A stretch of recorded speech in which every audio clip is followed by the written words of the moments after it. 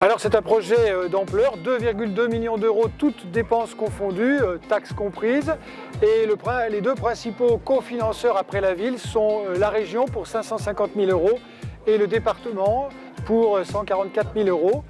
Donc ça nous a bien aidé évidemment pour mettre en œuvre ce projet qui est vraiment un projet social au sens de la cohésion sociale sur le territoire.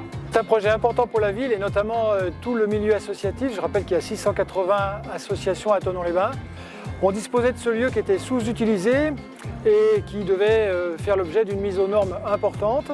Donc ça a été un projet qu'on a tout de suite lancé en début de mandature avec des problématiques de mise en accessibilité.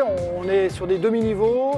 On a trouvé un ascenseur qui utilise 3 directions et qui peut desservir 5 demi-niveaux, donc c'était important pour les personnes à mobilité réduite.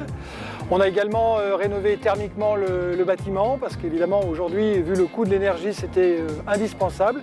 Et puis on l'a pensé comme un guichet unique, c'est-à-dire le lieu où les associations se mettent en interface entre la mairie et leur public.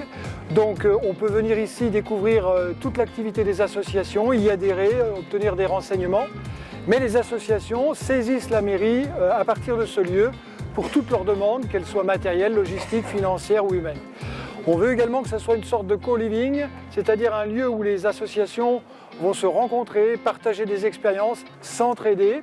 Et ce sera également l'occasion de bénéficier de locaux mutualisés, des bureaux, des salles de réunion, des salles d'activité, avec notamment une belle salle de spectacle de 250 places qui a été entièrement remise aux normes. Et puis le dernier élément, c'est des formations et de l'appui logistique où on pourra appeler des professionnels, experts comptables, avocats, pour aider les associations à régler leurs problèmes administratifs. Donc c'est vraiment un lieu multi-usage où on espère que, grâce notamment aux espaces de convivialité, les associations vont s'entraider, se renforcer. Il faut avoir évidemment son siège social à Thonon-les-Bains, mais c'est une ville sous préfecture, c'est pas très compliqué. En revanche, il faut déployer ses activités à Thonon. On a quand même ouvert la possibilité d'accueillir d'autres associations extérieures à Thonon, mais avec une tarification, il est normal, les contribuables thononnais ont financé ce projet, il est normal qu'il y ait ce distinguo. Mais sur le principe, c'est ouvert à tous. Alors pour tout ce qui est accès aux locaux, on est sur un principe de réservation sur une plateforme dématérialisée auquel elles auront accès bien sûr.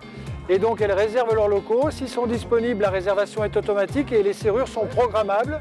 Ça veut dire qu'elles peuvent accéder directement, sans forcément un accueil physique, à certains bureaux ou salles d'activité.